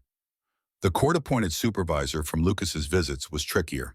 Elena approached Denise Watkins carefully, legally, making sure she couldn't be accused of tampering with a court officer. Ms. Watkins, I'm not asking you to take sides. I'm just asking, was Mrs. Cole's presence at the visitation appropriate? Denise hesitated, looked around the coffee shop as if checking for listeners. Off the record, of course. It was highly unusual. Step-parents don't typically attend supervised visits. That's not what they're designed for. In her conversation with Lucas, she shook her head. It felt like coaching, like she was trying to influence him. Would you be willing to note that in your report? I already have. Elena prepared for the final custody hearing like a soldier preparing for war. She worked 18-hour days, surviving on coffee and determination and the occasional hour of sleep snatched on her couch. She learned courtroom procedure from YouTube videos and library books, taking notes until her hand cramped. She organized her evidence into a devastating timeline, color-coded and cross-referenced, every accusation backed by documentation. Dominique drilled her with mock cross-examinations, playing the role of Miranda's lawyers with brutal effectiveness. What if they attack your income? I'll show that I provided for Lucas for 7 years with no help from his father, and that my income has been deliberately sabotaged by Miranda's interference. What if they bring up Brandon's resources? Resources mean nothing without love. Lucas has been happy, healthy, and well-adjusted his entire life with me. Brandon has never changed a diaper or helped with homework or held him when he was sick. What if Miranda testifies about your instability? Then I'll ask her about October 15th, 8 years ago. I'll ask her about the 17 phone calls she watched Brandon ignore. I'll ask her about the hospital call she answered the next morning when she told them to remove him from my records. Elena had answers for everything. She wasn't the same woman who had walked into that first hearing, terrified and outmatched. She was a weapon now. The night before the hearing, Elena stood in front of her bathroom mirror, practicing her opening statement. She saw herself clearly for the first time in months, the dark circles under her eyes that even makeup couldn't hide, the new lines around her mouth from months of constant stress, the gray strands appearing in her dark hair, markers of everything she had survived, but also the steel in her gaze, the set of her jaw, the woman who had been through hell and was still standing. Miranda Cole tried to kill me 8 years ago. She said the words to her reflection, testing their weight. She didn't use a weapon. She used silence, indifference, a phone that never answered. And when I survived, when I raised my son and built a life without her, she couldn't stand it. So she tried again.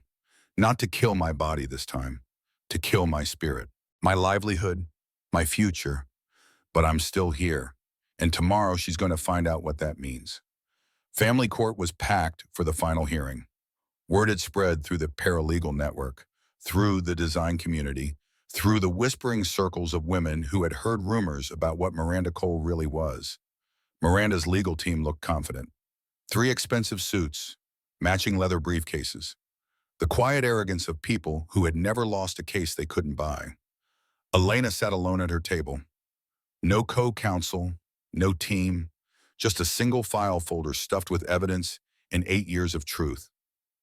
Ms. Marshall, Judge Webb said, studying her over his reading glasses.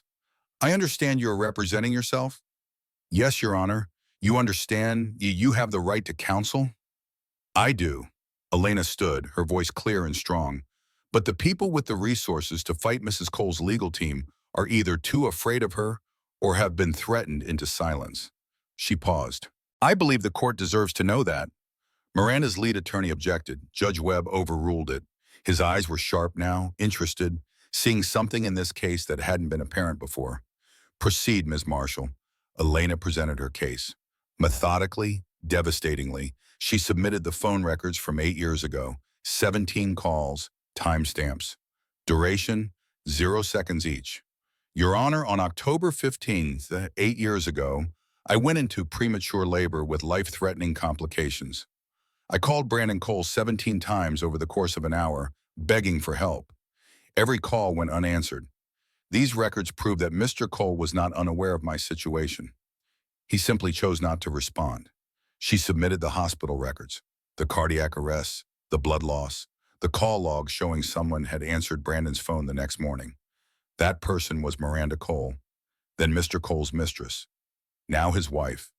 She told the hospital to remove him from my records. She ensured that he could later claim ignorance, while I nearly died alone. Murmurs rippled through the gallery. Miranda's perfect smile tightened. Elena called her witnesses. Suzanne Hartley testified about Miranda's threats, producing the emails that proved the blackballing campaign. Caroline Winters testified about the pattern of retaliation, the whisper campaigns, the systematic destruction of anyone who threatened Miranda's position. The court supervisor described Miranda's inappropriate conduct during visitation, her attempt to influence Lucas against his mother. Miranda's lawyers objected, attacked, deflected, but the facts were undeniable. Judge Webb listened with growing concern. After hours of testimony, he delivered his preliminary findings. This court is deeply disturbed by the evidence presented today. The allegations against Mrs. Cole suggest a pattern of harassment, witness tampering, and obstruction of justice. I am immediately suspending Mr. Cole's visitation rights pending a full investigation. The custody petition filed on his behalf is dismissed with prejudice. Primary custody remains with Ms. Marshall. Furthermore, I am referring this matter to the district attorney's office for potential criminal charges. Elena's hand shook. It was happening. She was winning. The gallery erupted in whispers. Carolyn Winters was crying. Dominique grabbed Elena's arm, squeezing so tight it hurt. Miranda sat rigid in her seat, her perfect mask cracking for the first time. For one beautiful moment, it felt like victory. That evening, Elena came home exhausted but triumphant. Lucas was staying with Dominique for one more night. She wanted to make sure Miranda didn't try anything desperate before the dust settled. She opened her laptop to check email, too wired to sleep despite her exhaustion. The screen filled with notifications. Dozens of them. TMZ. Gold digger mom claims billionaire, baby daddy abandoned her. Page 6. Elena Marshall. Single mother or serial schemer. Twitter. Elena Marshall trending with 47,000 tweets. Elena's blood turned to ice as she read. Someone had leaked a story, her name, her photo, a twisted version of events that painted her as a manipulative gold digger who had gotten pregnant deliberately, stalked Brandon for years, and was now using her son as a weapon to extort millions. Sources claimed she had been fired from her design job for poor performance. Sources said the CPS investigation had found concerning signs. Sources had produced fabricated text messages where Elena supposedly talked about her plan to trap Brandon with a baby. Comments flooded in.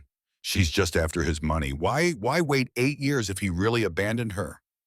Gold digger alert. Poor Miranda having to deal with this psycho. Everyone knows these single mom types are just looking for a meal ticket. Elena read the articles, then read them again. Her hands shook so violently she could barely scroll. Everything she had fought for, everything she had exposed in court, buried under an avalanche of lies. Her phone buzzed. Lucas's school, the principal. Ms. Marshall, I'm afraid some parents have raised concerns. We need to meet tomorrow to discuss Lucas's continued enrollment. Another buzz. her landlord. Elena, I'm getting calls from reporters about you. What's going on? Another. Miranda hadn't just fought back. She had scorched the earth. The next morning, Elena hadn't slept. The articles had multiplied overnight. Her face was everywhere, on gossip sites, news aggregators, social media feeds. Comments had turned into threats. Someone should call CPS on her. I know people who know people. We'll find out where she lives. Gold-digging women like this deserve what's coming. She scrolled through hundreds of messages. A few were supportive, strangers offering kind words, but they were vastly outnumbered by the vicious ones.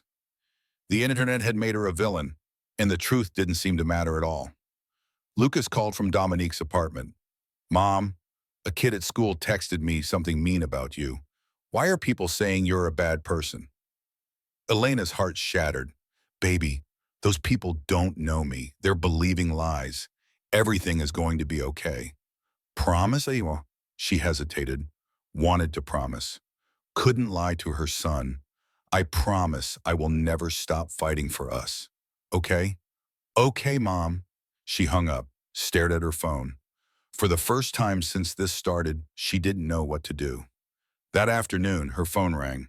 A number she didn't recognize, but something made her answer. Ms. Marshall, my name is Grace Thompson. I'm a reporter with the New York Times. Elena's guard went up immediately. I'm not calling about the tabloid stories. I've been investigating Miranda Cole for 18 months. Elena stopped. What? Her charity foundation. Cole Family Philanthropies. It's supposed to fund children's programs across the city, but I've traced millions of dollars that have disappeared into shell companies. Money that was donated for literacy programs, after-school activities, and summer camps for underprivileged kids. All of it funneled into offshore accounts. She's embezzling? Allegedly. I couldn't prove it on my own. She covers her tracks too well.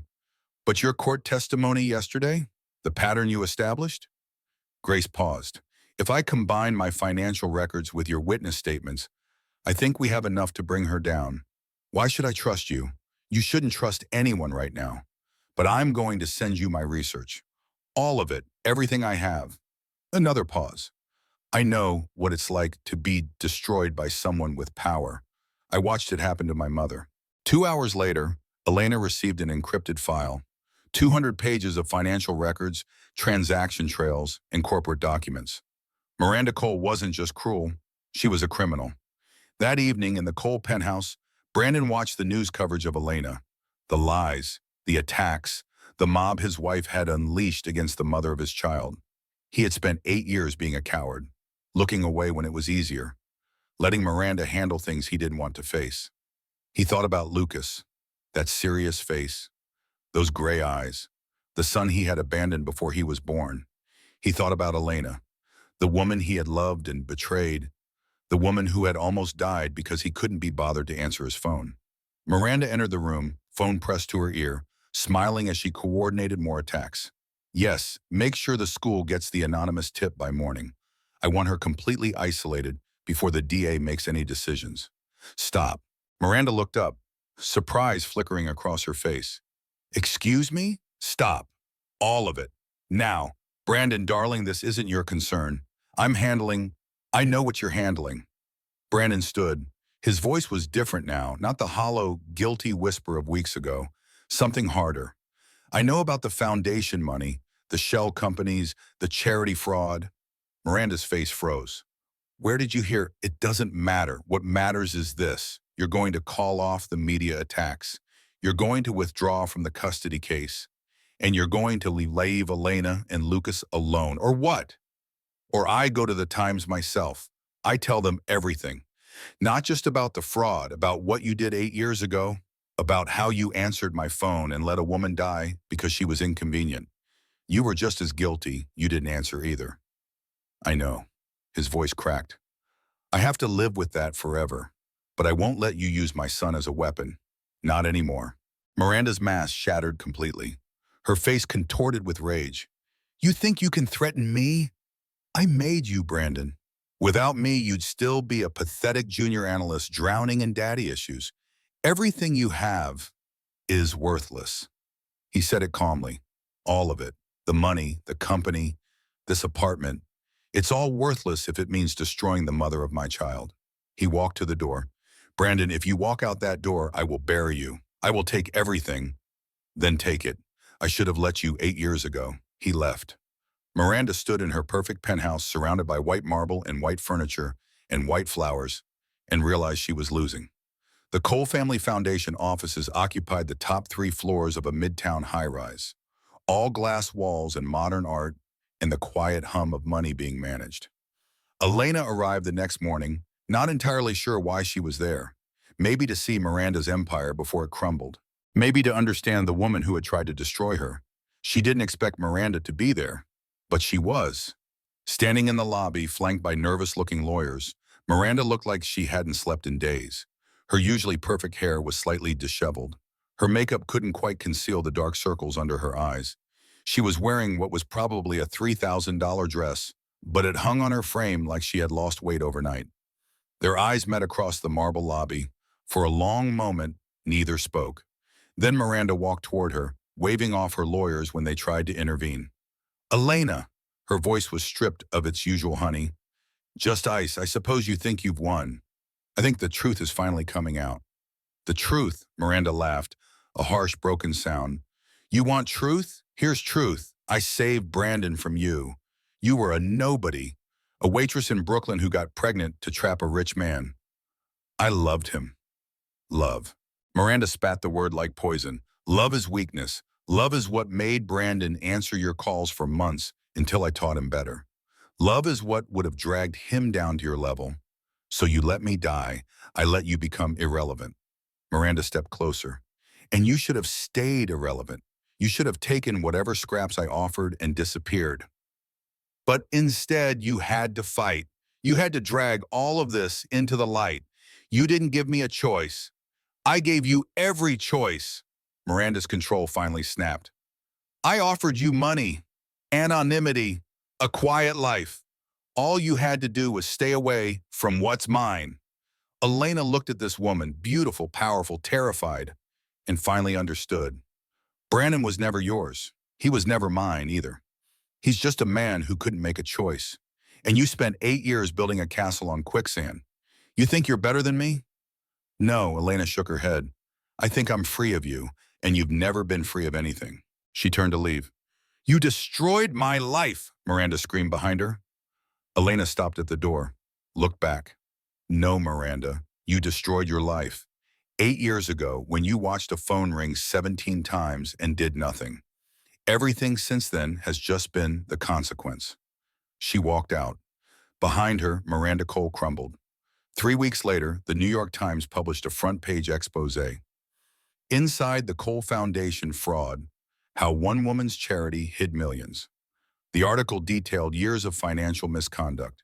Donations meant for children's literacy programs funneled into shell companies, summer camp funds redirected to offshore accounts, grant money that vanished into the ether. The investigation had been building for 18 months, but it was Elena's testimony about Miranda's pattern of behavior that had provided the final piece of the puzzle. The DA opened a criminal investigation. Federal agents raided the foundation offices. Miranda's lawyers abandoned her one by one, rats fleeing a sinking ship. Brandon provided full testimony against his wife. Not to be a hero, he knew he could never be that, but because it was the only right thing he had ever done. The charges were devastating. Wire fraud, 15 counts. Money laundering, 8 counts. Tax evasion, 12 counts. Filing false reports, 3 counts. Witness tampering, 4 counts. Obstruction of justice, 2 counts. Miranda Cole was arrested in the lobby of her Park Avenue penthouse wearing a designer dress and handcuffs. The mugshot went viral. 6 months later, Judge Webb delivered his final custody decision. This court has reviewed all evidence in this case, including the criminal findings against Miranda Cole. It is clear that Ms. Marshall has been the victim of a sustained campaign of harassment, defamation, and witness tampering. Full legal and physical custody is granted to Elena Marshall. Mr. Brandon Cole has voluntarily waived all custody claims. He may petition for supervised visitation after completing parental counseling, subject to Ms. Marshall's approval. Mrs. Miranda Cole is permanently barred from any contact with the minor child. Elena signed the papers. Her hand trembled slightly, but her signature was clear and strong. It was over. Really over. Outside the courthouse, Dominique waited with a bouquet of sunflowers, Elena's favorite. Lucas was at school. Elena had wanted to protect him from the media circus. But tonight she would pick him up. They would go for ice cream. They would go home. Home. She still had to find a new apartment. She had moved twice during the chaos, staying with Dominique, then subletting from a friend of a friend. Her savings were almost gone. Her business was slowly rebuilding. But she was free. 3 months later, Miranda Cole stood before a federal judge in an orange jumpsuit. No designer dress, no perfect hair, no army of expensive lawyers, just a single public defender, now that her assets were frozen. The sentence was 18 years federal prison for financial crimes, 5 years state prison for harassment and witness tampering to be served consecutively. Complete forfeiture of all assets, permanent restraining order protecting Elena Marshall and Lucas Marshall. 23 years. She would be 61 when she got out. Miranda showed no emotion as the sentence was read. The mask was gone, but so was everything beneath it. As guards led her away, she passed Elena, who sat in the gallery. Their eyes met one last time. Elena expected to feel triumph, satisfaction, victory. Instead, she felt nothing, just emptiness. And then relief. And then something that might eventually become peace. 1 year later, autumn had painted Central Park in shades of gold and crimson, the kind of beauty that made even lifelong New Yorkers stop and remember why they put up with the city's chaos and expense. Elena's landscape design for a children's garden had been installed near Bethesda Fountain, her biggest project yet, the one that had put her business firmly in the black for the first time since she started it. Native plants lined winding paths designed for small feet. A pond reflected the October sky, its surface occasionally rippled by the ducks that had already claimed it as home. Benches were placed at intervals where parents could sit and watch their children play. A bronze plaque near the entrance read, "For the children who deserve every opportunity, and the mothers who fight to give it to them." Lucas, now 8, ran through the fallen leaves laughing with the pure joy of a child who had never doubted he was loved. He was taller now, his legs longer, his coordination better. He had joined a soccer team in the spring and had discovered a talent for it. His gray eyes still held that serious quality, but they lit up more often now, no longer shadowed by confusion about strangers who claimed to be family. Elena watched from a bench, a cup of coffee warming her hands. She had changed too. The dark circles were gone, replaced by the healthy glow of someone who slept through the night more often than not. Her hair was longer, healthier, catching the autumn light. She smiled more easily, laughed more often, moved through the world with the confidence of a woman who had survived the worst and come out stronger. Her design business had not just recovered, it had thrived. The publicity from the case, which had once threatened to destroy her, had brought in clients who wanted to support her. She had hired 2 assistants, moved to a sunny apartment in Brooklyn Heights with a view of the Manhattan skyline, opened a savings account with actual savings in it. Dominique appeared with a second coffee, dropping onto the bench beside her with a contented sigh. "You did it, girl. We did it. Whatever." Dominique bumped her shoulder. Same difference. They sat in comfortable silence watching Lucas play. Marcus called. Dominique said casually, "Asking about you. He got his daughter back. I saw on social media. After Miranda's conviction, Marcus had been able to reopen his custody case. The evidence of how Miranda had manipulated the situation had helped him prove that his ex-wife had used similar tactics. He did." A pause. "He wanted to know if you'd get coffee sometime." Elena considered it. Marcus had been kind, strong. He had tried to help when he could, even when it cost him. "Maybe, someday. But right now, I'm good on my own. Look at you, all independent and healed. Not healed." Elena shook her head. "Healing. There's a difference." Later that afternoon, a man approached the bench, older than he used to look, wearing jeans and a simple jacket instead of his usual custom suit. No Rolex on his wrist. He had sold it, along with most of his expensive things, to pay the civil settlements. Brandon. Elena tensed but didn't flee. They had been meeting like this in public for 6 months now. It was never comfortable, but it was necessary. He looks happy, Brandon said, watching Lucas chase a squirrel. He is happy.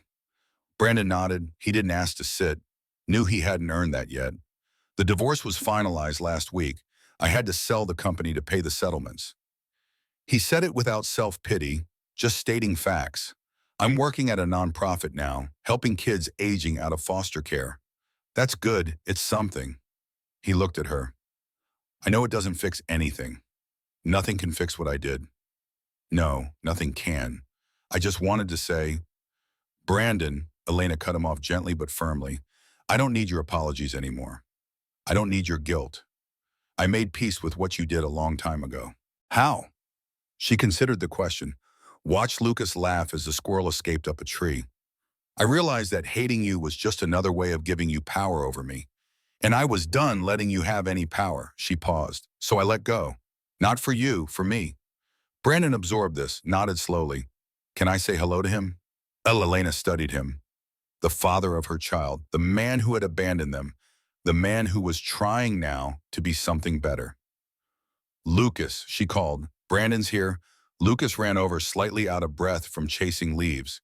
He was polite around Brandon, cautious but not hostile, the way Elena had raised him. Hi, Lucas said. Hey, buddy. Brandon crouched to his level. I like your jacket. Mom got it for me. It has a dinosaur on the back, see? That's really cool. They talked for a few minutes. Awkward, stilted, the conversation of strangers trying to find common ground.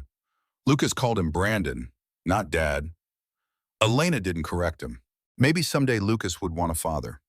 Maybe he would choose to know Brandon, to give him a chance to be part of his life. That would be his decision, when he was ready.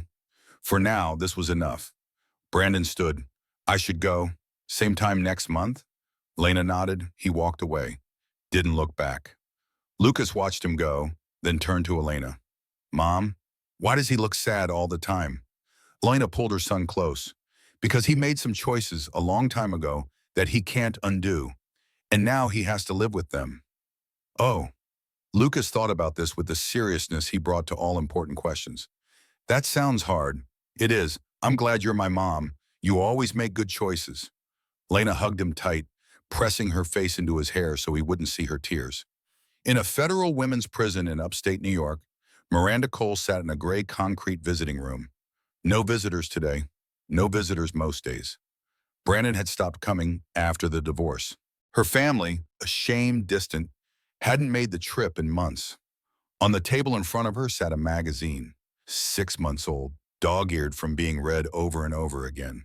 The cover showed Elena Marshall standing in Central Park, Lucas beside her, sunlight catching their hair. Survivor, how one mother fought back against NYC's most powerful woman, and won. Miranda stared at the photo. Elena looked happy, healthy, beautiful. Everything Miranda wasn't, not anymore. A guard called time. Miranda stood, shuffling back to her cell in her orange jumpsuit. 22 more years, assuming good behavior. She would be 61 when she got out. She lay on her narrow bunk and stared at the water-stained ceiling. For 8 years, she had had everything. Money, power, the perfect husband, the perfect life. All it took to lose it was a woman who refused to be erased. She closed her eyes. The lights went out. That evening, Elena stood on the small balcony of her new apartment, watching the sun set over Brooklyn.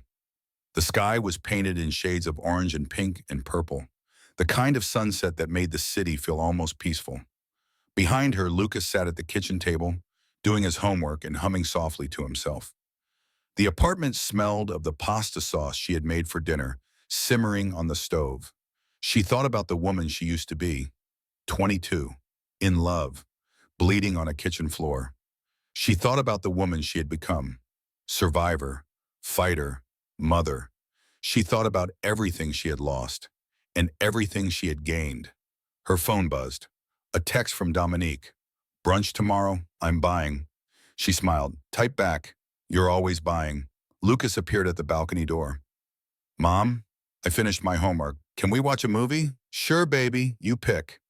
She followed him inside, closing the balcony door behind her, leaving the past where it belonged, behind her. He ignored my calls that night because I wasn't important enough to answer. For 8 years, I let that define me. I was the woman who wasn't worth saving, the mother who wasn't worth remembering, the nobody who didn't matter. Then I stopped letting him define me. I stopped being the woman Brandon abandoned, and I started being the woman who survived. The woman who raised an amazing son. The woman who built a life from nothing and was omni and fought like hell to keep it. Brandon still asks himself why Lucas has his eyes. I think it haunts him. This mirror of himself walking around in the world, proof of the life he threw away. But I don't think about Brandon's eyes anymore. I think about Lucas's laugh, his homework questions, his terrible knock, knock, knock jokes, the way he still holds my hand when we cross the street, even though he says he's too old for that. I think about tomorrow, and next week, and all the years we have ahead of us. I survived, I built, I won. Not because someone saved me, because I saved myself. And that's the only ending that matters. Mom, Lucas called from the couch. I picked Jurassic Park. Elena laughed. Again? That's the third time this month. Dinosaurs never get old. She sat beside her son, pulling a blanket over both of them. Lucas leaned into her shoulder. The movie started. Outside, the city lights flickered on. Inside, mother and son sat together in the warm glow of home. For every mother who fought alone, for every woman who got back up, this story is for you.